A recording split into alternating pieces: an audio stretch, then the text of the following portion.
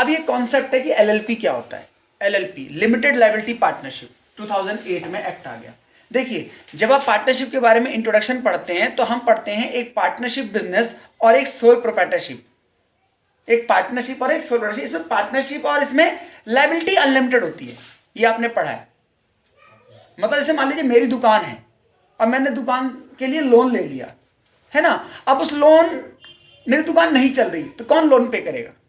मैं पे करूंगा। दुकान में सामान भी नहीं है, कहां से पे करूंगा? घर का सामान बेचूंगा। इसे बोलते हैं लायबिलिटी अनलिमिटेड, और कोई शेयर भी नहीं करेगा आपकी लायबिलिटी, ठीक है ना। एक चीज। दूसरी चीज क्या हो गई, अब जैसे पार्टनरशिप में लायबिलिटी लिमिटेड, सॉरी इसमें पार्टनरशिप में भी क्या है, अनलिमिटेड है।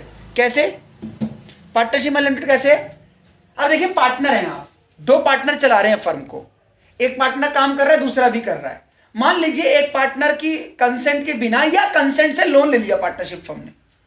होता है बिजनेस में, लोन ले लेते हो आप, पूछ के भी ले सकते हो, अकेले भी ले सकते हो। अब लोन चुका नहीं पा रहे, एक पार्टनर कह रहा है भाई मैं तो नहीं दूंगा, तो बैंक किससे लेगा? बैंक किससे लेगा? मतलब वेट करेगा कब दोनों तुम तैयार हो गए, कब? अनलिमिटेड लायबिलिटी, बैंक किससे भी ले सकता है।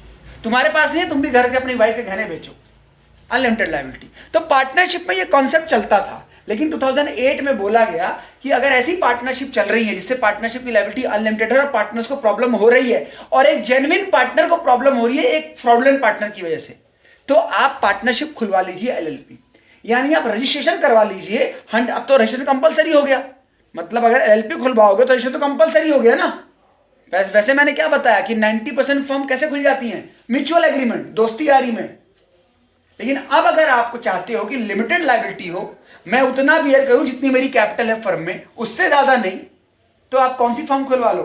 LLP, limited liability partnership. तो जितनी चार्टर्ड अकाउंटेंट फर्म्स हैं या बाकी सारी फर्म्स हैं, अपने नोटिस बोर्ड में या अपने डिस्प्ले में क्या लिख देंगी?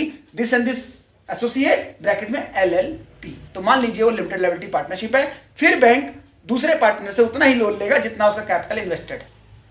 ठीक है जी। तो this is the concept of LLP.